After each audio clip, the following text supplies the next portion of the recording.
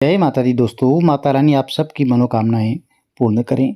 आपने जितिया व्रत किया होगा और इस व्रत में संतान की सुख समृद्धि और दीर्घायु के लिए यह व्रत किया जाता है। जो भी भक्त सच्चे मन से, सच्चे भाव से व्रत करता है, उनकी मनोकामनाएँ पूर्ण होती हैं। चलिए कथा आरंभ करते हैं। बोलिए शंकर भगवान की जय, गणपति गजानन महाराज की जय।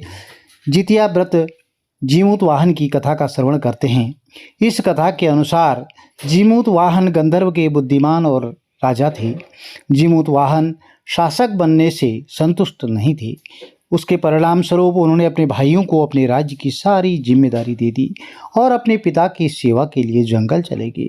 एक दिन जंगल में भटकते हुए उन्हें एक बुढ़िया विलाप करती हुई मिली। उन्होंने बुढ़िया से रोने का कारण पूछा तो इस पर उसने बताया कि वह सांप अर्थात नागवंशी के परिवार से है और उसका एक ही बेटा है। एक शपथ के रूप में हर दिन एक सांप पक्षीराज गरुड़ को चढ़ाया जाता है और उस दिन उसके बेटे का नंबर था। उसकी समस्या सुनने के बाद जीमूत वाहन ने उन्हें आश्वासन दिया कि वह उनके बेटे को जीवित वापस लेकर आएंगी। तब वह खुद गरुड़ का चारा बनने का विचार कर चट्टान पर ले जाते हैं। तब गरुड़ देव आते हैं और अपनी उंगलियों से लाल कपड़े से वे ढके हुए जीमूत वाहन को पकड़कर चट्टान पर चढ़ जाते हैं। उसे हैरानी होती है कि जिसे उसने पकड़ा है वह कोई प्रतिक्रिया क्यों नहीं दे रहा है। तब वह जीमूत वाहन से उनके बारे में पूछता है। तब गरुड़ जीमूत वाहन की वीरता और परोपकार से प्रसन्न होकर सांपों से कोई और बलिदान नहीं लेने का वादा करता है। तो मान्यता है कि तभी से ही संतान की लंबी उम्र और कल्याण के लिए जितिया का व्रत किया जाने लगा। तो प्रिय भक्तों, जितिया व्रत की कथा जो है महाभारत से भी संबंधित है। महाभारत काल में युद्ध में जब पिता की मृत्यु के बाद अश्वत्थामा बहुत क्रोधित था। वह अपने पिता की मृत्यु का बदला लेने के लिए पांडवों के शिविर में गया। उसने 5 लोगों की हत्या कर दी। उसे लगा कि उसने पांडवों को मार दिया, लेकिन पांडव जिंदा थे। जब पांडव उसके सामने आए तो उसे पता लगा कि वह द्रौपदी के 5 पुत्रों को मार कर आया है। यह सब देखकर अर्जुन ने क्रोध में अश्वत्थामा को बंदी बनाकर दिव्य मणि छीन ली। अब अश्वत्थामा ने इस बात का बदला लेने के लिए अभिमन्यु की पत्नी उत्तरा के गर्भ में पल रही संतान को मारने की योजना बनाई। उसने गर्भ में पल रहे बच्चे को मारने के लिए ब्रह्मास्त्र चलाया, जिससे उत्तरा का गर्भ नष्ट हो गया। लेकिन उस बच्चे का जन्म लेना बहुत जरूरी था, इसलिए भगवान श्री कृष्ण ने उत्तरा के मृत बालक को फिर से जीवित कर दिया।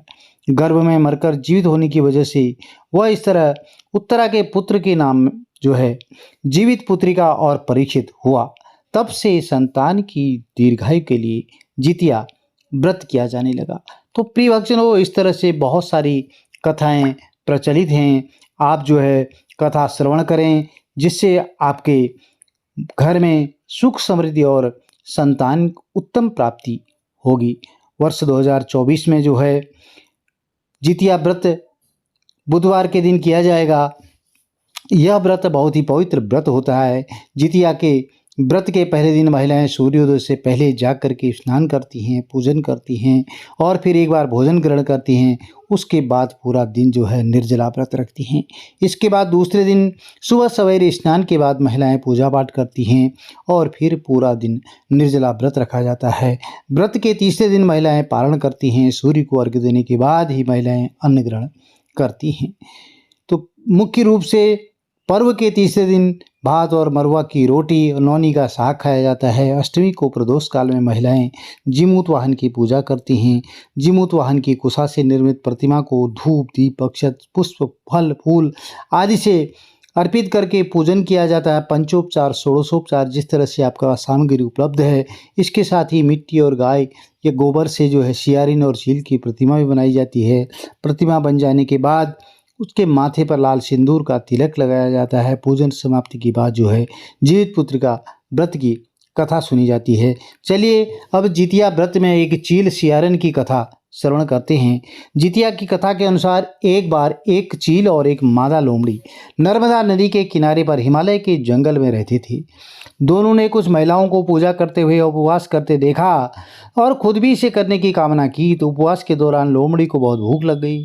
और वह जाकर के चुपके से मरे हुए जानवर को खा लेने लगी। दूसरी ओर चील ने पूरे समर्पण के साथ व्रत का पालन किया और उसे पूरा किया। अगले जन्म में दोनों ने मनुष्य रूप में जन्म लिया। चील के कई पुत्र हुए और वह सभी जीवित रहे, लेकिन शियार के पुत्र होकर भी मर जाते थे। इससे बदलाव की भावना से उसने चील के बच्चे को कई बार मारने का प्रयास किया, लेकिन वह सफल नहीं हो पाई।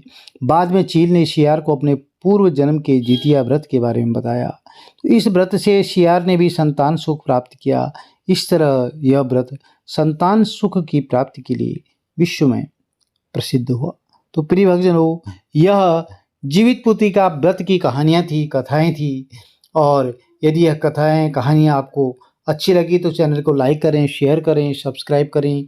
साथ में बेल आइकन ज़रूर प्रेस कर दें, जिससे कि आने वाली जो वीडियोज़ हैं उनकी नोटिफिकेशंस आपको ठीक समय पर मिलती रहे। माता रानी का आशीर्वाद आपके परिवार में, कुटुंब में सदैव बना रहे। जय माता दी। आपका दिन शुभ हो।